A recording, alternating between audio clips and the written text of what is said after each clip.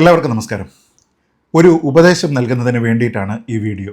സാധാരണ ഞാൻ ആർക്കും ഉപദേശം കൊടുക്കാറുള്ള ആളല്ല, ഉപദേശം കൊടുക്കാൻ ഞാൻ ആളുമല്ല. പക്ഷേ ഇത്തവണ അതിൽ നിന്ന് വ്യത്യസ്തമായിട്ട് ഉപദേശം കൊടുക്കാം എന്ന് തീരുമാനിക്കുകയാണ്. ഞാൻ ഉപദേശം കൊടുക്കാൻ ഉദ്ദേശിക്കുന്നത് അന്തം കമ്മികൾക്കാണ്. ശ്രദ്ധിക്കണം, സാധാരണ കമ്മ്യൂണിസ്റ്റുകാർക്കല്ല, മറിച്ച് അന്തം കമ്മികൾക്കാണ് എൻ്റെ ഉപദേശം.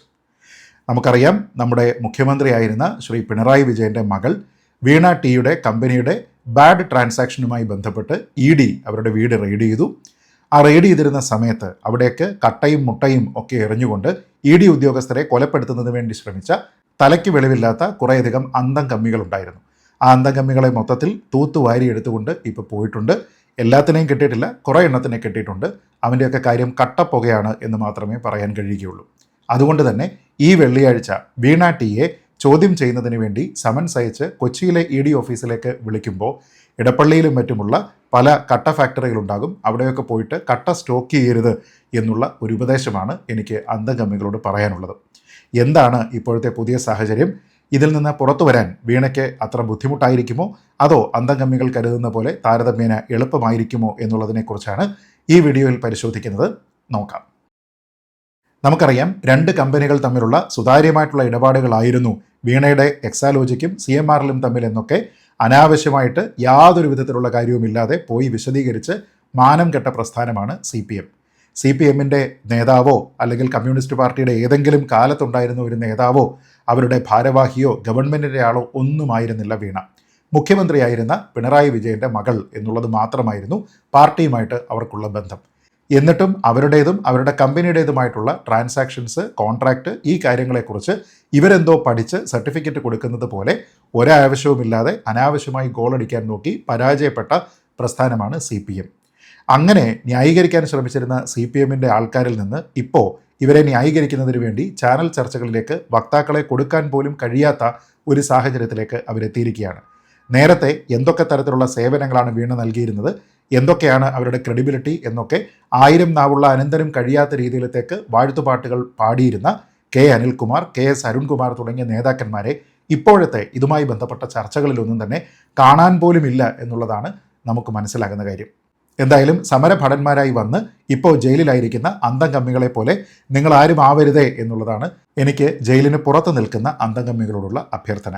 നിങ്ങളുടെ നേതാക്കന്മാർക്ക് അവരുടെ മക്കളെയൊക്കെ വിദേശത്ത് പഠിപ്പിക്കുന്നതിനും ഇത്തരത്തിലുള്ള കലുഷിതമായിട്ടുള്ള ക്യാമ്പസ് പ്രവർത്തനങ്ങളോ അല്ലാതെ യൂത്ത് ആക്ടിവിസമോ ഒക്കെ തന്നെ ഉപേക്ഷിച്ച് നല്ല രീതിയിലത്തേക്ക് ജോലിയും കൂലിയും ഒക്കെ കിട്ടുന്ന നല്ല മാർഗത്തിന് വേണ്ടി പഠിപ്പിക്കാനുള്ള നല്ല മൂളയുള്ള ആൾക്കാരാണ്. നിങ്ങളൊക്കെയാണ് കൊടി പിടിച്ച് ചുവരെഴുതി മറ്റുള്ളവർക്ക് വേണ്ടി തല്ലാനും തല്ലുകൊള്ളാനും ഒക്കെ നിന്നിട്ട് അവസാനം ജീവിതം കോഞ്ഞാട്ടയായിട്ട് ജയിലിൽ പോകുന്നത് എന്നതിനെക്കുറിച്ചുള്ള ഒരു തിരിച്ചറിവ് ഈ ഒരു ഘട്ടത്തിലെങ്കിലും ഉണ്ടായാൽ നിങ്ങൾക്ക് മാത്രമല്ല നിങ്ങളുടെ വീട്ടുകാർക്കും നല്ലതാണ് എന്ന് മാത്രമേ പറയാനുള്ളൂ. സത്യത്തിൽ അന്തം കമ്മികൾ മനസ്സിലാക്കേണ്ടത്, നിങ്ങളുടെ നേതാക്കന്മാർ പണ്ട് ചാനലുകളിൽ വന്നിരുന്നു പറഞ്ഞിരുന്ന വൈറ്റ് വാഷ് ഒന്നും തന്നെ വീണയുടെ കാര്യത്തിൽ നിലനിൽക്കുന്നതല്ല എന്നുള്ളതാണ്. SFIO എന്നുള്ള നമ്മുടെ രാജ്യത്തെ ഒരു പ്രധാനപ്പെട്ട ഇൻവെസ്റ്റിഗേഷൻ ഏജൻസി ഇവരുടെ ട്രാൻസാക്ഷൻസ് എല്ലാം തന്നെ പരിശോധിച്ചതിന് ശേഷം അവരെ നേരിട്ട് ചോദ്യം ചെയ്തതാണ്. ആ സമയത്ത് അവർ തന്നെ പറഞ്ഞിരിക്കുന്ന കാര്യങ്ങൾ SFIOയുടെ അന്തിമ റിപ്പോർട്ടിൽ ഉൾക്കൊള്ളിച്ചിട്ടുണ്ട്. അതിൽ പറയുന്നത് പ്രകാരം ഈ CMRL എന്ന കമ്പനിയുമായി ബന്ധപ്പെട്ട് വീണ എന്തെങ്കിലും തരത്തിലുള്ള സേവനങ്ങൾ നൽകിയതായിട്ടുള്ള ഒരു ഡിജിറ്റൽ എവിഡൻസും കാണിക്കാനില്ല എന്നാണ്. പ്രത്യേകം ശ്രദ്ധിക്കുക, ഒരു IT കമ്പനിയാണ്. ഒരു IT കമ്പനി നൽകുന്ന IT സേവനങ്ങൾക്ക് ഒരു തരത്തിലുള്ള IT എവിഡൻസും ഇല്ല എന്ന് പറഞ്ഞു കഴിഞ്ഞാൽ അത് സംശയിക്കപ്പെടുന്ന തരത്തിലുള്ള ഇടപാടുകളാണ് എന്ന കാര്യത്തിൽ ഒരു തർക്കവും ഉണ്ടാകേണ്ടതില്ല. 2, ഇത്തരത്തിലുള്ള സേവനങ്ങൾ അവർ നൽകിയിരുന്നു എന്ന് പറയപ്പെടുമ്പോൾ അത് IT കൺസൾട്ടൻസി, അതേപോലെ തന്നെ മാർക്കറ്റിംഗ് സർവീസസ് എന്നിങ്ങനെയുള്ള 2 കാറ്റഗറികളിലായിട്ടാണ് അവർ അവകാശപ്പെടുന്നത്. എന്നാൽ ഈ 2 മേഖലകളിൽ അവർക്ക് മറ്റെന്തെങ്കിലും തരത്തിലുള്ള പ്രവൃത്തി പരിചയമുണ്ടോ, വേറെ ഏതെങ്കിലും ക്ലയൻസ് ഉണ്ടോ എന്ന് ചോദിച്ചപ്പോൾ വീണ തന്നെ SFIOയോട് പറഞ്ഞത് നൺ അപ്പാർട്ട് ഫ്രം CMRL എന്നാണ്. CMRL എന്നുള്ള ഈ ഒരൊറ്റ കമ്പനി അല്ലാതെ മറ്റൊരു കമ്പനിക്കും അവർ IT കൺസൾട്ടൻസി സേവനമോ മാർക്കറ്റിംഗ് സേവനങ്ങളോ നൽകിയിട്ടില്ല എന്നാണ് പറഞ്ഞത്. അപ്പോൾ പിന്നെ നമ്മുടെ KSIDCക്ക് കൂടി സിഗ്നിഫിക്കൻ്റ് ആയിട്ടുള്ള ഇൻവെസ്റ്റ്മെൻ്റ് ഉള്ള പൊതുമേഖലയിൽ പ്രവർത്തിക്കുന്ന ഒരു സ്ഥാപനത്തിൽ എന്ത് ആവശ്യം നിറവേറ്റുന്നതിന് വേണ്ടിയിട്ടാണ് ഈ വിദ്യാഭ്യാസ മേഖലയുമായി പ്രവർത്തിച്ച് സോഫ്റ്റ്വെയറുകളൊക്കെ ഉണ്ടാക്കുന്ന ഒരു കമ്പനിക്ക് കോൺട്രാക്റ്റ് നൽകുന്നത് എന്നുള്ളതാണ് ചോദ്യം. ഇത്രയും സാമ്പത്തിക അടിത്തറയുള്ള CMRLന് ഈ ഒരു കോൺട്രാക്റ്റ് ആർക്ക് വേണമെങ്കിലും, എത്ര റെപ്യൂട്ടേഷനുള്ള കമ്പനികൾക്ക് വേണമെങ്കിലും കൊടുക്കാമായിരുന്നിട്ടും എന്തിനാണ് അത് വീണയ്ക്ക് കൊടുത്തത് എന്നുള്ളതാണ് ഇതിലെ കാതലായിട്ടുള്ള ചോദ്യം. അവിടെയാണ് ബന്ധുത്വം എന്നുള്ള ഒരു ആസ്പെക്റ്റ് കൂടുതൽ പ്രകടമായിട്ട് പൊന്തി വരുന്നത്. വീണ ടീയും അവരുടെ എക്സാലോജിക്കുമൊക്കെ പലതരത്തിലുള്ള IT സേവനങ്ങൾ നൽകിയിരിക്കുന്ന പല സ്ഥാപനങ്ങളുണ്ട്. അത്തരത്തിലുള്ള സ്ഥാപനങ്ങളിൽ ഏറ്റവും വലിയ സ്ഥാപനം ഏതാണ് എന്ന് ചോദിക്കുമ്പോൾ അതിൻ്റെയും ഉത്തരം CMRL തന്നെയാണ്. അതായത് CMRLൻ്റെ ഈ കോൺട്രാക്റ്റ് കിട്ടുന്നതിന് മുൻപോ ശേഷമോ അതിനേക്കാൾ വലിയൊരു ക്ലയൻറ്റുമായിട്ട് ചേർന്ന് അവർ പ്രവർത്തിച്ചിട്ടില്ല. അവരുടെ ഒരു തരത്തിലുള്ള ഡിജിറ്റൽ എവിഡൻസും കൊടുക്കാനില്ല. മീറ്റിംഗ്സ് എല്ലാം തന്നെ നേരിട്ടാണ് നടത്തിയിരിക്കുന്നത്. അതുകൊണ്ട് തന്നെ അതിലൊന്നും തന്നെ ഡിജിറ്റൽ ട്രെയിലുകളില്ല എന്നാണ് അവർ പറയുന്നത്. ഇവർ തമ്മിൽ എക്സ്ചേഞ്ച് ചെയ്തിരിക്കുന്ന ഇമെയിലുകൾ മുഴുവനും പണം എപ്പോൾ തരും, എപ്പോൾ കിട്ടും തുടങ്ങിയ കാര്യങ്ങളുമായി ബന്ധപ്പെട്ടത് മാത്രമാണ്. അതല്ലാതെ IT സേവനങ്ങളുമായി ബന്ധപ്പെട്ട ഒരു ട്രാൻസാക്ഷനും ഇമെയിലായിട്ട് നടന്നിട്ടില്ല എന്നുള്ളത് അവർ തന്നെ സമ്മതിച്ചിട്ടുണ്ട്. ഇനി ഇത് കൂടാതെ നമ്മുടെ നാട്ടിലുള്ള CPMൻ്റെ വക്താക്കളായിട്ടുള്ള ആൾക്കാർ ശ്രീ KS അരുൺകുമാർ ഉൾപ്പെടെ Tally, Microsoft office, power builder, Microsoft outlook തുടങ്ങിയ സോഫ്റ്റ്വെയറുകളുടെയൊക്കെ മെയിൻ്റനൻസ് കോൺട്രാക്റ്റ് ആണ് ഇവർക്കുണ്ടായിരുന്നത് എന്നൊക്കെ പറഞ്ഞ് സ്വയം അപഹാസ്യരായിട്ട് എളിഭ്യരായിട്ട് മാറുന്നത് നമ്മൾ കണ്ടതാണ്. അവർ പറയുന്ന കാര്യങ്ങളൊന്നും തന്നെ വിശ്വസിച്ചുകൊണ്ട് വീണ ടീയെ പിന്തുണയ്ക്കാനായിട്ട്, എക്സാലോജിക്കിനെ പിന്തുണയ്ക്കാനായിട്ട് നിങ്ങൾ ആരും തന്നെ ശ്രമിക്കരുതേ എന്നുള്ളതാണ് എനിക്ക് പ്രിയപ്പെട്ട അന്തംഗമ്മികളോടുള്ള അഭ്യർത്ഥന.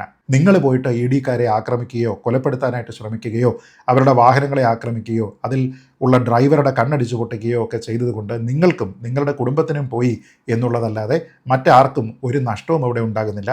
അനാവശ്യമായിട്ട് നിങ്ങളുടെ കുടുംബത്തിന് ഒന്നും ഇല്ലാതെയാക്കരുത് എന്ന് മാത്രമേ നിങ്ങളോട് എനിക്ക് പറയാനുള്ളൂ. ഇത്ര മഹത്തായിട്ടുള്ള IT സേവനം എന്തായിരുന്നു വീണ നൽകിയത് എന്നതിനെക്കുറിച്ച് അന്വേഷിച്ചപ്പോൾ ഈ CMRLന് അവരുടെ എല്ലാ തരത്തിലുള്ള ഓപ്പറേഷൻസ്, ഫൈനാൻസ് ഉണ്ടാകും, അക്കൗണ്ടിങ് ഉണ്ടാകും, HR ഉണ്ടാകും, ഇതിനെയെല്ലാം തന്നെ കൺസോളിഡേറ്റ് ചെയ്തുകൊണ്ട് റൺ ചെയ്യാനായിട്ട് ഒരു ERP പ്ലാറ്റ്ഫോം അവർക്ക് ആവശ്യമുണ്ട് എന്ന് ഇവരൊരു ഉപദേശം നൽകുന്നു. അതിൻ്റെ അടിസ്ഥാനത്തിൽ കസ്റ്റം മെയ്ഡായിട്ട് ഇങ്ങനെ ഒരു ERP സോഫ്റ്റ്വെയർ ഉണ്ടാക്കാമെന്ന് എക്സാലോജിക്ക് കരുതുകയും ചെയ്യുന്നു. അതിൻ്റെ അടിസ്ഥാനത്തിൽ എങ്ങനെയായിരിക്കണം ഇതിൻ്റെ പലതരത്തിലുള്ള മോഡ്യൂളുകൾ, അതിൻ്റെ ഡിസൈൻ എങ്ങനെയായിരിക്കണം, ഇതിനെക്കുറിച്ചൊക്കെ തന്നെ 2 വർഷം നീണ്ടു നിന്ന ഒരു സുദീർഘമായിട്ടുള്ള കാലയളവിൽ നേരിട്ട് പല മീറ്റിങ്ങുകൾ നടത്തി എന്നാണ് അവർ പറയുന്നത്. എന്നാൽ ഈ മോഡ്യൂളുകൾ എന്താണ് എന്നോ അതിൻ്റെ ഡിസൈൻ എങ്ങനെയായിരുന്നു എന്നതിനെക്കുറിച്ചൊന്നും തന്നെ ഒരു തരത്തിലുള്ള ഡിജിറ്റൽ എവിഡൻസും ഇല്ല എന്നും അവർ പറയുന്നുണ്ട്.